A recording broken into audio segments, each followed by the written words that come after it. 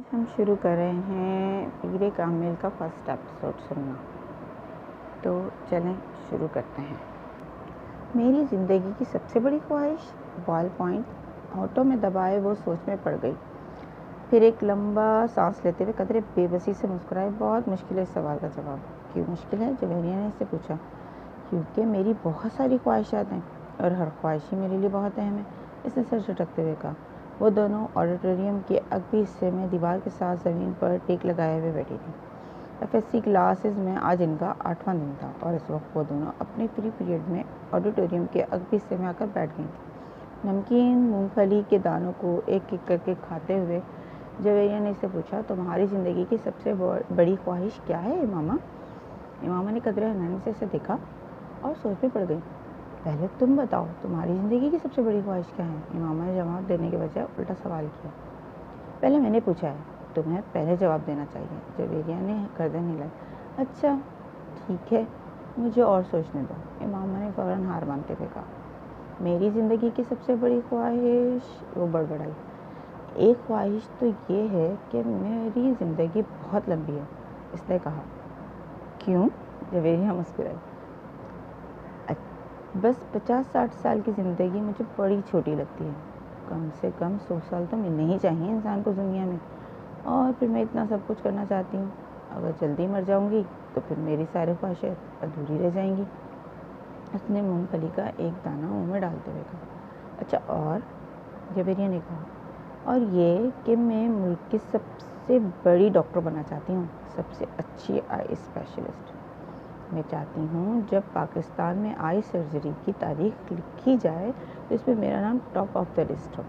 اس نے مسکراتے ہوئے آسمان کو دیکھا۔ اچھا اور اگر کبھی تم ڈاکٹر نہ بن سکیں تو؟ جوہریہ نے کہا۔ آخر یہ میرٹ اور قسمت کی بات ہے، ایسا ممکن ہی نہیں۔ میں اتنی محنت کر رہی ہوں، میرٹ پر ہر صورت آؤں گی۔ پھر میرے والدین کے پاس اتنا پیسہ ہے، میں اگر یہاں کسی میڈیکل کالج میں نہ جا سکی تو وہ مجھے بیرون ملک بھجوا دیں گے۔ پھر بھی اگر کبھی ایسا ہو کہ تم ڈاکٹر نہ بن سکو تو؟ ہو ہی نہیں سکتا۔ یہ میری زندگی کی سب سے بڑی خواہش ہے۔ میں اس پروفیشن کے لیے سب کچھ چھوڑ سکتی ہوں، یہ میرا خواب ہے، اور خوابوں کو بھلا کیسے چھوڑا یا بھلایا جا سکتا ہے؟ امپاسبل۔ امامہ نے قطعی انداز میں سر ہلاتے ہوئے تیلی پر رکھے ہوئے دانوں میں سے ایک اور دانہ منہ میں ڈالا۔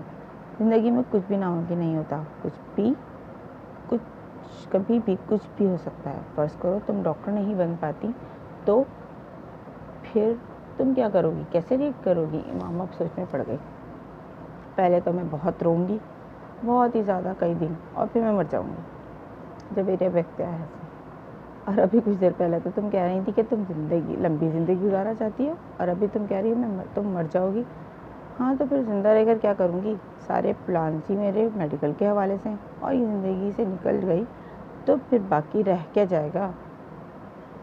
یعنی تمہاری ایک بڑی خواہش دوسری بڑی خواہش کو ختم کر دے گی، تم یہی سمجھ لو۔ تو پھر اس کا مطلب تو یہی ہوا کہ تمہاری سب سے بڑی خواہش ڈاکٹر بننا ہے، لمبی زندگی پانا نہیں، تم کہہ سکتی ہو۔ اچھا اگر تم ڈاکٹر نہ بن سکی تو پھر مرو گی کیسے؟ خودکشی کرو گی یا طبعی موت؟ جوہریہ نے بڑی دلچسپی سے پوچھا۔ طبعی موت ہی مروں گی، خودکشی تو کر ہی نہیں سکتی، امامہ نے لاپرواہی سے کہا۔ اگر کبھی طبعی موت آ نہ سکی تو؟ میرا مطلب ہے جلد نہ آئی تو پھر تم ڈاکٹر نہ بننے کے باوجود بھی لمبی زندگی گزارو گی؟ نہیں، مجھے پتہ ہے اگر میں ڈاکٹر نہ بنی تو پھر میں بہت جلد مر جاؤں گی، مجھے اتنا دکھ ہوگا کہ میں تو زندہ ہی نہیں رہ سکوں گی۔ یقین سے بولی۔ تم جس قدر خوش مزاج ہو، میں کبھی یقین نہیں کر سکتی کہ تم کبھی اتنا دکھی ہو سکتے ہو۔ رو رو کر مر جاؤ، اور وہ بھی صرف اس لیے کہ تم ڈاکٹر نہیں بن سکی۔ لکس فنی، جوہریہ نے اس بار اس کا مذاق اڑاتے ہوئے کہا۔ تم اب میری بات چھوڑو، اپنی بات کرو، تمہاری زندگی کی سب سے بڑی خواہش کیا ہے؟ امامہ نے موضوع بدلتے ہوئے کہا۔ رہنے دو۔ کیوں رہنے دوں؟ بتاؤ نا۔ تمہیں برا لگے گا، جوہریہ نے کچھ ہچکچاتے ہوئے کہا۔ امامہ نے گردن موڑ کر حیرانی سے دیکھا۔ مجھے کیوں برا لگے گا؟ جوہریہ خاموش رہی۔ ایسی کیا بات ہے جو مجھے بری لگے گی؟ امامہ نے اپنا سوال دہرایا۔ بری لگے گی، جوہریہ نے مدھم آواز میں کہا۔ آخر تمہاری زندگی کی سب سے بڑی خواہش میری زندگی سے کیا تعلق؟ میں اس پر برا مانوں گی؟ امامہ نے اس بار قدرے الجھے ہوئے لہجے میں کہا۔ کہیں تمہاری کوئی خواہش تو نہیں ہے کہ میں ڈاکٹر نہ بنوں؟ امامہ کو اچانک یاد آیا۔ جویریہ ہنس دی۔ نہیں، زندگی صرف ایک ڈاکٹر بن جانے سے کہیں زیادہ اہمیت کی حامل ہوتی ہے، اس نے کچھ فلسفیانہ انداز میں کہا۔ پہلیاں بجھوانا چھوڑو اور مجھے بتاؤ، امامہ نے کہا۔ میں وعدہ کرتی ہوں میں برا نہیں مانوں گی، امامہ نے اپنا ہاتھ اس کی طرف بڑھاتے ہوئے کہا۔ وعدہ کرنے کے باوجود میری بات سننے پر تم بری طرح ناراض ہوگی۔ بہتر ہے ہم کچھ اور بات کریں، جویریہ نے کہا۔ اچھا، میں اندازہ لگاتی ہوں تمہاری اس خواہش کا تعلق میری کسی بہت اہم چیز سے ہے، رائٹ؟ امامہ نے کچھ سوچتے ہوئے کہا۔ جویریہ نے سر ہلایا۔ اب سوال یہ پیدا ہوتا ہے کہ میرے لیے کون سی چیز اتنی اہم ہو سکتی ہے کہ میں وہ بات کرتے کرتے رک گئی۔ مگر جب تک میں تمہاری خواہش کی نوعیت نہیں جان لیتی میں کچھ بھی اندازہ نہیں کر سکتی۔ بتا دو جویریہ پلیز، اب تو مجھے بہت ہی زیادہ تجسس ہو رہا ہے، اس لیے منت تھی۔ وہ کچھ دیر سوچتی رہی، امامہ غور سے اس کا چہرہ دیکھتی رہی۔ کچھ دیر کی خاموشی کے بعد جویریہ نے سر اٹھا کر امامہ کو دیکھا۔ میرے پروفیشن کے علاوہ میری زندگی میں فی الحال جن چیزوں کی اہمیت ہے وہ صرف ایک ہی ہے۔ اگر تم اس کے حوالے سے کچھ کہنا چاہتی ہو تو کہو، میں برا نہیں مانوں گی، امامہ نے سنجیدگی سے کہا۔ جویریہ نے قدرے چونک سے دیکھا، وہ اپنے ہاتھ میں موجود ایک انگوٹھی کو دیکھ رہی تھی۔ جویریہ مسکرائی۔ میری زندگی کی سب سے بڑی خواہش یہ ہے کہ تم، جویریہ نے اسے اپنی خواہش بتائی۔ امامہ کا چہرہ یکدم سفید پڑ گیا۔ وہ شاک تھی یا حیرت زدہ، جویریہ اندازہ نہیں کر سکی، مگر اس کے چہرے کے تاثرات یہ ضرور بتا رہے تھے کہ جویریہ کے منہ سے نکلنے والے جملے اس کے ہر اندازے کے برعکس ہیں۔ میں نے تم سے کہا تھا نا تم برا مانو گی، جویریہ نے جس سے صفائی پیش کرنے کی کوشش کی، مگر امامہ کچھ کہے بغیر اسے دیکھتی رہی۔ معیز حلق کے بل چلاتا ہوا درد سے دوہرا ہو گیا۔ اس کے دونوں ہاتھ اپنے پیٹ پر تھے۔ اس کے سامنے کھڑا 12 سالہ لڑکا اپنی پھٹی ہوئی ٹی شرٹ کے آستین سے اپنی ناک سے بہتا ہوا خون صاف کر رہا تھا اور ہاتھ میں پکڑے ٹینس کی ریکٹ کو ایک بار پھر قوت سے معیز کی ٹانگ پر دے مارا۔ معیز کے حلق سے ایک بار پھر چیخ نکلی اور وہ اس بار سیدھا ہو گیا۔ کچھ بے یقینی کے عالم میں اس نے خود سے 2 سال چھوٹے بھائی کو دیکھا، جو اب بغیر کسی لحاظ اور مروت کے اسے اس ریکٹ سے پیٹ رہا تھا جو معیز کچھ دیر پہلے اسے پیٹنے کے لیے لے کر آیا تھا۔ اس ہفتے میں ان دونوں کے درمیان ہونے والا یہ تیسرا جھگڑا تھا اور تینوں بار جھگڑا کرنے والا اس کا چھوٹا بھائی تھا۔ معیز اور اس کے تعلقات ہمیشہ ہی ناخوشگوار رہے تھے۔ ان کا جھگڑا بچپن سے لے کر اب سے کچھ پہلے تک صرف زبانی کلامی باتوں اور دھمکیوں تک ہی محدود رہتا تھا، مگر اب کچھ عرصے سے وہ دونوں ہاتھا پائی پر اتر آئے تھے۔ آج بھی یہی ہوا۔ وہ دونوں اسکول سے اکٹھے واپس آئے تو اور گاڑی سے اترتے ہوئے اس کے چھوٹے بھائی نے بڑی درستگی کے ساتھ پیچھے ڈگی سے اس وقت اپنا بیگ کھینچ کر نکالا جب معیز اپنا بیگ نکال رہا تھا۔ بیگ کھینچتے ہوئے معیز کے ہاتھ کو بری طرح رگڑ آئی۔ معیز بری طرح تلملایا۔ تم اندھے ہو چکے ہو۔ وہ اطمینان سے اپنا بیگ اٹھائے بے نیازی سے اندر جا رہا تھا۔ معیز کے چلانے پر اس نے پلٹ کر اس کو دیکھا اور لاؤنج کا دروازہ کھول کر اندر چلا گیا۔ معیز کے تن بدن میں جس سے آگ لگ گئی، وہ تیز قدموں سے اس کے پیچھے اندر چلا آیا۔ اگر دوبارہ تم نے ایسی حرکت کی تو میں تمہارا ہاتھ توڑ دوں گا۔ اس کے قریب پہنچتے ہی معیز ایک بار پھر دھاڑا۔ اس نے بیگ کندھے سے اتار کر نیچے رکھ دیا اور دونوں ہاتھ کمر پر رکھ کر کھڑا ہو گیا۔ نکالوں گا۔ تم کیا کر لو گے؟ ہاتھ توڑ دو گے؟ اتنی ہمت ہے؟ یہ میں تمہیں اس وقت بتاؤں گا جب تم دوبارہ یہ حرکت کرو گے۔ معیز اپنے کمرے کی طرف بڑھا، مگر اس کے بھائی نے پوری قوت سے اس کا بیگ کھینچتے ہوئے اسے رکنے پر مجبور کر دیا۔ نہیں، تم مجھے ابھی بتاؤ۔ اس نے معیز کا بیگ اٹھا کر دور پھینکا۔ اس کا چہرہ سرخ ہو گیا۔ اس نے زمین پر پڑا ہوا اپنے بھائی کا بیگ اٹھا کر دور اچھال دیا۔ ایک لمحے کا انتظار کیے بغیر اس کے بھائی نے پوری قوت سے معیز کی ٹانگ پر ٹھوکر ماری۔ جواباً اس نے پوری قوت سے چھوٹے بھائی کے منہ پر مکہ مارا جو اس کی ناک پہ لگا۔ اگلے ہی لمحے اس کی ناک سے خون ٹپکنے لگا۔ اتنے شدید حملے کے باوجود اس کے حلق سے کوئی آواز نہیں نکلی۔ اس نے موئز کی ٹائی کھینچتے ہوئے اس کا گلا دبانے کی کوشش کی۔ موئز نے جواب میں اس کی شرٹ کو کالر سے کھینچا، اس سے شرٹ کے پھٹنے کی آواز آئی۔ اس نے پوری قوت سے اپنے چھوٹے بھائی کے پیٹ میں مکہ مارا۔ اس کے بھائی کے ہاتھ سے اس کی ٹائی نکل گئی۔ ٹھہرو، میں تمہیں اب تمہارا ہاتھ توڑ کر دکھاتا ہوں۔ موئز نے اسے گالیاں دیتے ہوئے لاؤنج کے کونے میں پڑے ہوئے ایک ریکٹ کو اٹھایا اور اپنے چھوٹے بھائی کو مارنے کی کوشش کی، مگر اگلے ہی لمحے ریکٹ اس کے بھائی کے ہاتھ میں تھا۔ اس نے پوری قوت سے گھما کر اتنی برق رفتاری کے ساتھ اس ریکٹ کو موئز کے پیٹ میں مارا کہ وہ سنبھل یا خود کو بچا ہی نہیں سکا۔ اس نے ایک کے بعد دیگرے اس کی کمر اور ٹانگ پر ریکٹ برسائے۔ اندر سے ان دونوں کا بڑا بھائی اشتعال کے عالم میں باہر لاؤنج میں آ گیا۔ کیا تکلیف ہے تم دونوں کو؟ گھر میں آتے ہی ہنگامہ شروع کر دیتے ہو۔ اس کو دیکھتے ہی چھوٹے بھائی نے اٹھا ہوا ریکٹ نیچے کر لیا۔ اور تمہیں شرم نہیں آتی اپنے سے بڑے بھائی کو مارتے ہوئے؟ اس کی نظر اب اس کے ہاتھ میں پکڑے ریکٹ پر تھے۔ نہیں آتی، اس نے بڑی ڈٹائی کے ساتھ کہتے ہوئے ریکٹ کو ایک طرف اچھال دیا اور بڑی بے خوفی سے کچھ فاصلے پہ پڑا ہوا بیگ اٹھا کر اندر جانے لگا۔ موئز نے بلند آواز میں سیڑھیاں چڑھتے ہوئے اپنے چھوٹے بھائی سے کہا، تم کو اس کا خمیازہ بھگتنا پڑے گا۔ وہ ابھی تک ٹانگ سہلا رہا تھا۔ شور، وائی ناٹ؟ ایک عجیب سی مسکراہٹ کے ساتھ سیڑھیوں کے آخری سرے پر رک کر اس نے موئز سے کہا، اگلی بار تم بیٹ لے کر آنا۔ ٹینس ریکٹ سے کچھ مزہ نہیں آیا، تمہاری کوئی ہڈی نہیں ٹوٹی۔ موئز کو اشتعال آ گیا، تم اپنی ناک سنبھالو، وہ یقیناً ٹوٹ گئی ہوگی۔ موئز غصے کے عالم میں سیڑھیوں کو دیکھتا رہا جہاں کچھ دیر پہلے وہ کھڑا تھا۔ مسز سمانتھا رچرڈ نے دوسری رو میں کھڑکی کے ساتھ پہلی کرسی پہ بیٹھے ہوئے اس لڑکے کو چوتھی بار گھورا۔ وہ اس وقت بھی بڑی بے نیازی سے کھڑکی سے باہر دیکھنے میں مصروف تھا۔ وقتاً فوقتاً وہ باہر سے نظر ہٹاتا، ایک نظر مسز سمانتھا پر ڈالتا، اس کے بعد پھر سے اسی طرح باہر جھانکنے لگتا۔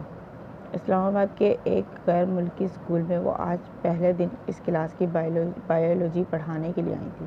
وہ ایک ڈپلومیٹ کی بیوی تھیں اور کچھ دن پہلے ہی اسلام آباد اپنے شوہر کے ساتھ آئی تھیں۔ ٹیچنگ ان کا پروفیشن تھا اور جس ملک میں ان کے شوہر کی پوسٹنگ ہوئی وہ وہاں سفارت خانے سے منسلک اسکولز میں پڑھاتی تھی۔ اپنے سے پہلے بائیولوجی پڑھانے والی ٹیچر مسز میرین کی اسکیم آف ورک کو ہی جاری رکھتے ہوئے انہوں نے کلاس کے ساتھ کچھ ابتدائی تعارف اور گفتگو کے بعد دل اور نظام دوران خون کی ڈائیگرام برائٹ پر بناتے ہوئے سمجھانا شروع کیا۔ ڈائیگرام کی وضاحت کرتے ہوئے انہوں نے اس لڑکے کو کھڑکی سے باہر جھانکتے ہوئے دیکھا۔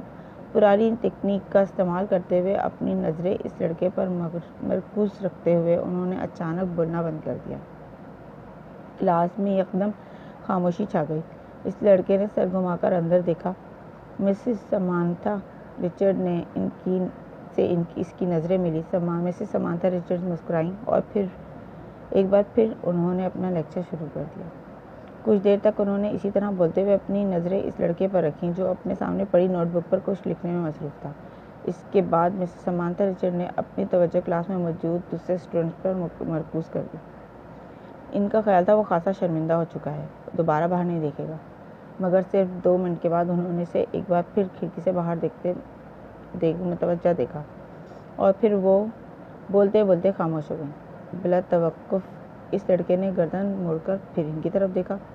اس بار مسز سمانتھا رچرڈ مسکرائی نہیں بلکہ قدرے سنجیدگی سے اسے دیکھتے ہوئے ایک بار پھر لیکچر دینا شروع کر دیا۔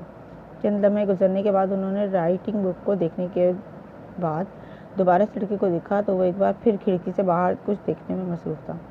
اس بار غیر محسوس طور پر ان کے چہرے پر کچھ ناراضی نمودار ہوئی اور وہ کچھ جھنجھلاتے ہوئے خاموش ہوئیں اور اس کے خاموش ہوتے ہی اس لڑکے نے کھڑکی سے باہر سے اپنی نظریں ہٹا کر ان کی طرف دیکھا۔ اس بار اس لڑکے کے ماتھے پر کچھ شکنیں تھیں۔ ایک نظر مسز سمانتھا رچرڈ کو ناگواری سے دیکھ کر وہ ایک بار پھر کھڑکی سے باہر دیکھنے لگا۔ اس کا انداز اس قدر توہین آمیز تھا کہ مسز سمانتھا رچرڈ کا چہرہ سرخ ہو گیا۔ سالار، تم کیا دیکھ رہے ہو؟ انہوں نے سختی سے پوچھا۔ نتھنگ، ایک لفظی جواب آیا۔ وہ اب بہت چبھتی ہوئی نظروں سے انہیں دیکھ رہا تھا۔ تمہیں پتہ ہے میں کیا پڑھا رہی ہوں؟ ہوپ سو، اس نے اتنے روٹ انداز میں کہا۔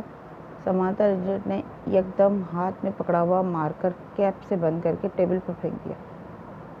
یہ بات ہے تو پھر یہاں آؤ اور یہ ڈائیگرام بنا کر اس کو لیبل کرو۔ انہوں نے اسپنج کے ساتھ رائٹنگ بورڈ کو صاف کرتے ہوئے کہا۔ ایک کے بعد دیگرے لڑکے کے چہرے پر کئی رنگ آئے انہوں نے کلاس میں بیٹھے ہوئے اسٹوڈنٹ کو آپس میں نظروں کا تبادلہ کرتے ہوئے دیکھا۔ وہ لڑکا اب سرد نظروں کے ساتھ سمانتھا رچرڈز کو دیکھ رہا تھا۔ جیسے ہی انہوں نے رائٹنگ بورڈ سے آخری نشان صاف کیا، وہ اپنی کرسی سے ایک جھٹکے کے ساتھ اٹھا۔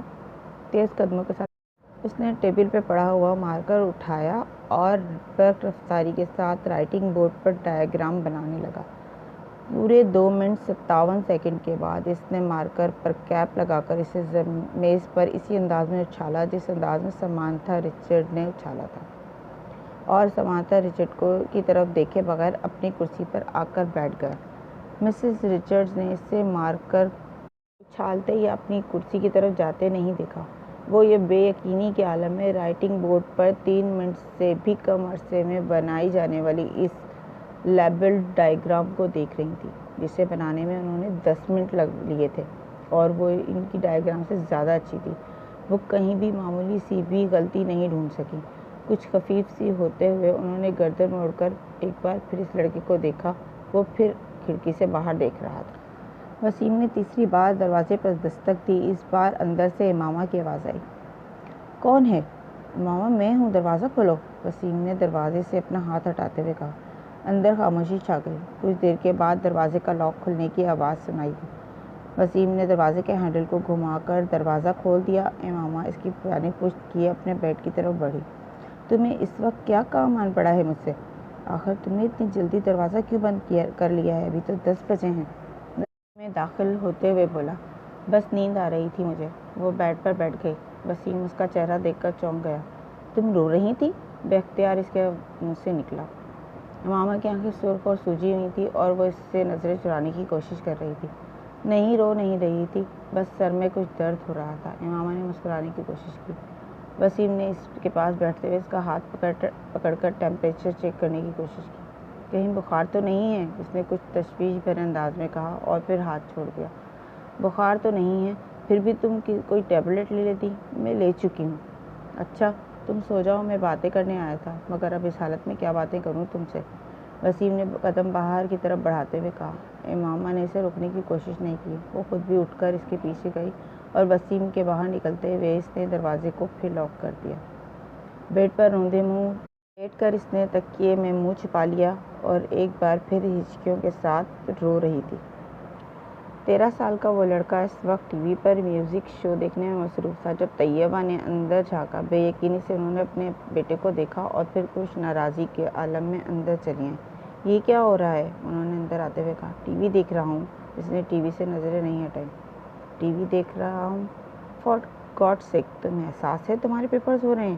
طیبہ نے اس کے سامنے آتے ہوئے کہا۔ So what? اس لڑکے نے اس بار کچھ خفگی سے کہا۔ So what? تمہیں اس وقت اپنے کمرے میں کتابوں کے درمیان ہونا چاہیے، نہ کہ یہاں اس بیہودہ شو کے ساتھ۔ طیبہ نے ڈانٹا۔ مجھے جتنا پڑھنا تھا میں پڑھ چکا ہوں، آپ سامنے سے ہٹ جائیں۔ اس کے لہجے میں ناگواری آ گئی۔ پھر بھی اٹھو اور اندر جا کر پڑھو۔ طیبہ نے اسی طرح کھڑے کھڑے سے کہا۔ نہ میں یہاں سے اٹھوں گا اور نہ اندر جا کر پڑھوں گا۔ میری اسٹڈیز اور میرے پیپرز میرا مسئلہ ہیں، آپ کا نہیں۔ اگر تمہیں اتنی پرواہ ہوتی اسٹڈیز کی تو اس وقت تم یہاں بیٹھے ہوتے۔ اسٹیپ سائڈ، اس نے طیبہ کے جملے کو نظر انداز کرتے ہوئے بڑی بدتمیزی کے ساتھ ہاتھ کے اشارے سے کہا۔ آج تمہارے پاپا آ جائیں تو میں ان سے بات کرتی ہوں۔ طیبہ نے اسے دھمکانے کی کوشش کی۔ ابھی بات کر لیں، کیا ہوگا؟ پاپا کیا کر لیں گے؟ جب میں آپ کو بتا چکا ہوں مجھے جتنی تیاری کرنی تھی میں نے کر لی ہے، تو پھر آپ کا کیا مسئلہ ہے؟ یہ تمہارے سالانہ امتحان ہے، تمہیں احساس ہونا چاہیے اس بات کا۔ طیبہ نے ایک دم اپنے لہجے کو نرم کرتے ہوئے کہا۔ میں کوئی 2-4 سال کا بچہ نہیں ہوں، میرے آگے پیچھے پھرنا پڑے آپ کو۔ میں اپنے معاملات میں آپ سے زیادہ سمجھدار ہوں، اس لیے 3rd کلاس قسم کے جملے مجھ سے مت بولا کریں۔ ایگزامز ہو رہے ہیں، اسٹڈیز پہ دھیان دو۔ اس وقت تمہیں اپنے کمرے میں ہونا چاہیے۔ میں تمہارے فادر سے بات کروں گی۔ واٹ ربش! بات کرتے کرتے غصے میں صوفے سے اٹھ کر کھڑا ہو گیا۔ ہاتھ میں پکڑا ہوا ریموٹ اس نے اپنے پوری قوت سے سامنے والی دیوار پر دے مارا اور پاؤں پٹکتا ہوا کمرے سے نکل گیا۔ طیبہ کچھ بے بسی اور خوف کے عالم میں اسے دروازے سے باہر نکلتا ہوا دیکھتی رہی۔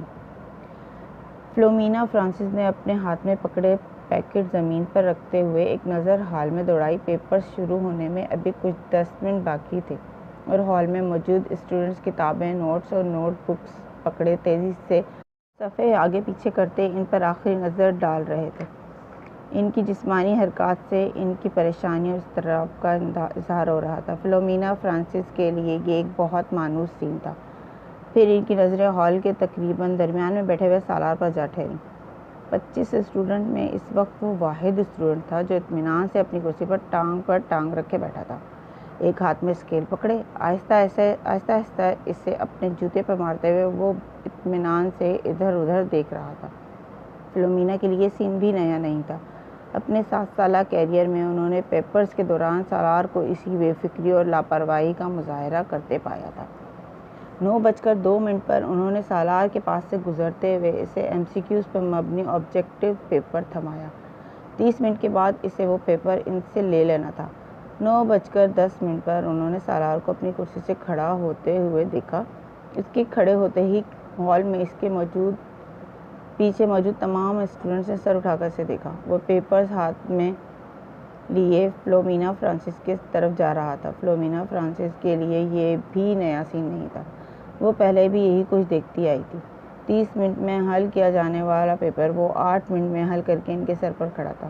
پیپر کو دوبارہ دیکھ لو۔ انہوں نے یہ جملہ اس سے نہیں کہا۔ وہ جانتی تھی اس کا جواب کیا ہوگا۔ میں دیکھ چکا ہوں۔ وہ اگر اسے ایک بار پھر پیپر دیکھنے پر مجبور کرتی تو وہ ہمیشہ کی طرح پیپر لے جا کر اپنی کرسی کے ہتھے پر ہاتھ رکھ کر بازو سینے پر لپیٹ کر بیٹھ جاتا۔ انہیں یاد نہیں تھا کبھی اس نے ان کے کہنے پر پیپر دوبارہ چیک کیا ہو، اور وہ یہ تسلیم کرتی تھیں کہ اسے اس کی ضرورت بھی نہیں تھی۔ اس کے پیپر میں کسی ایک بھی غلطی کو ڈھونڈنا بہت مشکل کام تھا۔ انہوں نے ایک ہلکی سی مسکراہٹ کے ساتھ اس کے ہاتھ سے پیپر پکڑ لیا۔ تم جانتے ہو سالار، میری زندگی کی سب سے بڑی تمنا کیا ہے؟ انہوں نے پیپر پر نظر ڈالتے ہوئے کہا کہ میں تمہیں 30 منٹ کا پیپر 30 منٹ کے بعد سبمٹ کرواتے ہوئے دیکھوں۔ وہ ان کی بات پر خفیف سے انداز میں مسکرایا۔ آپ کی یہ خواہش اس صورت میں پوری ہو سکتی ہے میم، اگر میں یہ پیپر 150 سال کی عمر میں حل کر لی بیٹھوں۔ نہیں، میرا خیال ہے 150 سال کی عمر میں تم یہ پیپر 10 منٹ میں کرو گے۔ اس پر وہ ہنسا اور واپس مڑ گیا۔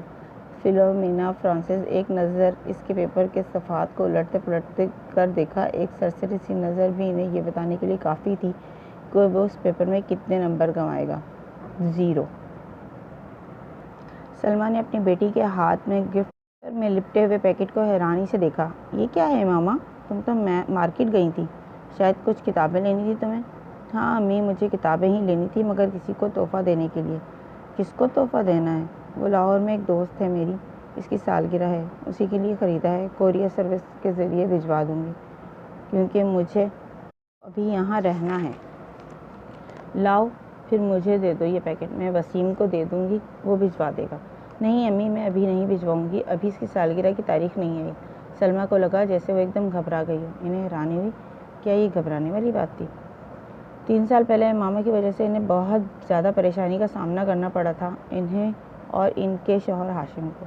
وہ تب بھی اپنی بیٹی کے بارے میں بہت فکر مند تھی، اور ہاشم ان سے زیادہ، مگر پچھلے 3 سال میں سب کچھ ٹھیک ہو گیا تھا۔ وہ دونوں اب اس کی طرف سے مکمل طور پر مطمئن تھے، خاص طور پر اسجد سے اس کی نسبت طے کر کے۔ وہ جانتی تھی ماما اسجد کو پسند کرتی ہیں، اور صرف وہی اسجد کو کوئی بھی پسند کر سکتا تھا۔ وہ ہر لحاظ سے ایک اچھا لڑکا تھا۔ وہ یہ بھی جانتی تھی کہ وہ اسجد سے نسبت طے ہونے پر بہت خوش ہوئی تھی۔ اسجد اور اس کے درمیان پہلے ہی خاص دوستی اور بے تکلفی تھی، مگر بعض دفعہ انہیں لگتا جیسے وہ وقت گزارنے کے ساتھ ساتھ بہت چپ ہوتی جا رہی ہے۔ وہ پہلے ایسی نہیں تھی، مگر اب وہ اسکول جانے والی بچی بھی نہیں رہی تھی، میڈیکل کالج کی اسٹوڈنٹ تھی۔ پھر وقت بھی کہاں ہوتا ہے اس کے پاس؟ سلمیٰ ہمیشہ خود کو تسلی دے لیتی۔ وہ ان کی سب سے چھوٹی بیٹی تھی، بڑی دونوں بیٹیوں کی وہ شادی کر چکی تھی، ایک بیٹے کی بھی شادی کر چکی تھی، جبکہ 2 بیٹے اور امامہ غیر شادی شدہ تھے۔ اچھا ہی ہے یہ سنجیدہ ہوتی جا رہی ہے، لڑکیوں کے لیے سنجیدگی اچھی ہوتی ہے، انہیں جتنی جلدی اپنی ذمہ داریوں کا احساس ہو جائے اتنا ہی اچھا ہے۔ سلمیٰ نے ایک گہری سانس لیتے ہوئے امامہ سے نظریں ہٹا لیں۔ وہ چھٹیوں میں گھر آئی ہوئی تھی، اور جتنے دن وہ یہاں رہتی ان کی نظریں اسی طرح مرکوز رہتی۔ پتہ نہیں یہ ساجد کہاں رہ گیا ہے، جو بھی کام اس کے ذمہ لگاؤ بس بھول ہی جاؤ۔ انہیں اچانک اپنے ملازم کا خیال آیا جس کے پیچھے وہ لاؤنج میں آئی تھیں۔ بڑبڑاتے ہوئے وہ لاؤنج سے نکل گئیں۔ یہ نیو ایئر نائٹ تھی۔ نیا سال شروع ہونے میں 30 منٹ باقی تھے۔ 10 لڑکوں پر مشتمل 14-15 سال کے لڑکوں کا وہ گروپ پچھلے 2 گھنٹے سے اپنی اپنی موٹر سائیکلز پر شہر کے مختلف سڑکوں پر اپنے کرتب دکھانے میں مصروف تھا۔ ان میں سے چند نے اپنے ماتھے پر چمکدار بینڈز باندھے ہوئے تھے جن پر نئے سال کے حوالے سے مختلف پیغامات درج تھے۔ وہ لوگ 1 گھنٹہ پہلے پوش علاقے کی ایک بڑی سپر مارکیٹ میں موجود تھے اور وہاں وہ مختلف لڑکیوں پر آوازیں کستے رہے تھے۔ اپنی بائیکس پر سوار جب مختلف سڑکوں پر چکر لگا رہے تھے، ان کے پاس فائر کریکرز موجود تھے جنہیں وہ وقتاً فوقتاً چلا رہے تھے۔ 11:15 پر وہ جم خانے کے باہر موجود پارکنگ لاٹ گاڑیوں سے بھر چکا تھا۔ یہ گاڑیاں ان لوگوں کی تھیں جو جم خانے میں نئے سال کے سلسلے میں ہونے والی ایک پارٹی میں آئے تھے۔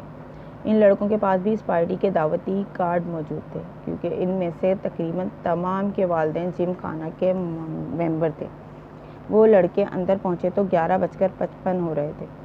چند منٹوں بعد ڈانس فلور سمیت تمام جگہوں کی لائٹس آف ہو جانی تھی اور اس کے بعد باہر لان میں آتش بازی کے ایک مظاہرے کے ساتھ نیا سال شروع ہونے پر لائٹس آن ہونا تھا اور اس کے بعد تقریباً تمام رات وہاں رقص کے ساتھ ساتھ شراب پی جاتی جس کا اہتمام نئے سال کی اس تقریب کے لیے جم خانے کی انتظامیہ خاص طور پر کرتی تھی۔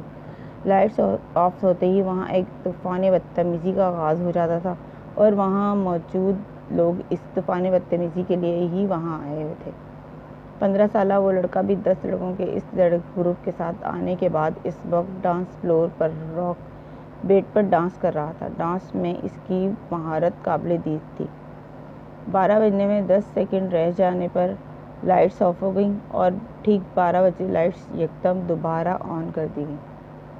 اندھیرے کے بعد سیکنڈ گننے والوں کی آوازیں اب شور اور خوشی کے قہقہوں اور چیخوں میں بدل گئی تھیں۔ چند سیکنڈ پہلے تھم جانے والا میوزک ایک بار پھر بجایا جانے لگا۔ وہ لڑکا اب اپنے دوستوں کے ساتھ باہر پارکنگ میں آ گیا جہاں بہت سارے لڑکے اپنی گاڑیوں کے ہارن بجا رہے تھے۔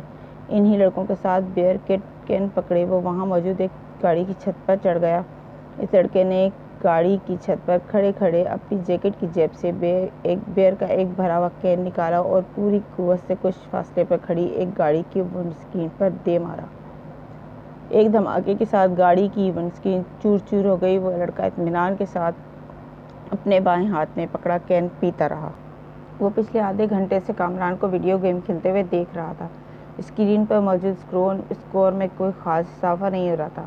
شاید اس کی وجہ وہ مشکل ٹریک تھا جس پر کامران کو گاڑی ڈرائیو کرنی تھی۔ سالار لاؤنج کے صوفوں میں سے ایک صوفے پر بیٹھا اپنی نوٹ بک پر کچھ لکھنے میں مصروف تھا۔ وہ وقتاً نظر اٹھا کر ٹی وی اسکرین کو بھی دیکھ رہا تھا جہاں کامران اپنی جدوجہد میں مصروف تھا۔ ٹھیک آدھے گھنٹے کے بعد اس نے نوٹ بک بند کر کے سامنے پڑی میز پر رکھ دی، پھر منہ پر ہاتھ رکھ کر جمائی روکی، دونوں ٹانگیں سامنے میز پر رکھ کر اور دونوں ہاتھوں کی انگلیاں سر کے پیچھے باندھے وہ کچھ دیر اسکرین کو دیکھتا رہا جہاں کامران اپنے تمام چانسز ضائع کرنے کے بعد ایک بار پھر نیا گیم کھیلنے کی تیاری کر رہا تھا۔ کیا پرابلم ہے کامران؟ سالار نے کامران کو مخاطب کیا۔ ایسے ہی نیا گیم لے کر آیا ہوں مگر اسکور کرنے میں بڑی مشکل ہو رہی ہے، کامران نے بیزاری سے کہا۔ اچھا مجھے دکھاؤ۔ اس نے صوفے سے اٹھ کر ریموٹ کنٹرول اس کے ہاتھ سے لے لیا۔ کامران نے دیکھا پہلے 20 منٹ میں ہی سالار اسے جس اسپیڈ پر دوڑا رہا تھا اس اسپیڈ پر کامران اب تک نہیں دوڑا پایا تھا۔ جو ٹریک اسے بہت مشکل لگ رہا تھا وہ سالار کے سامنے ایک بچکانہ چیز محسوس ہو رہا تھا۔ 1 منٹ کے بعد وہ جس اسپیڈ پر گاڑی دوڑا رہا تھا اس اسپیڈ پر کامران کے لیے اس پر نظریں جمانا مشکل ہو گیا جبکہ سالار اس اسپیڈ پر بھی گاڑی کو مکمل طور پر کنٹرول کیے ہوئے تھا۔ 3 منٹ کے بعد کامران نے پہلی بار گاڑی کو ڈگمگاتے اور پھر ٹریک سے اتر کر ایک دھماکے کے ساتھ تباہ کرتے دیکھا۔ کامران نے کچھ مسکراتے ہوئے مڑ کر سالار کو دیکھا۔ گاڑی کیوں تباہ ہوئی تھی وہ جان گیا تھا۔ ریموٹ اب سالار کے ہاتھ کے بجائے زمین پر پڑا تھا اور وہ اپنی نوٹ بک اٹھائے کھڑا ہو رہا تھا۔ کامران نے سر اٹھا کر اسے دیکھا۔ بہت بورنگ گیم ہے، سالار نے تبصرہ کیا اور کامران کی ٹانگوں کو پھلانگتے ہوئے لاؤنج سے باہر نکل گیا۔ کامران ہونٹ پیچھے 7-300 پر مبنی اس اسکور کو دیکھ رہا تھا جو اسکرین کے ایک کونے میں جگمگا رہے تھے۔ کچھ نہ سمجھ آنے والے انداز میں اس نے بیرونی دروازے کو دیکھا جس پر وہ غائب ہو گیا تھا۔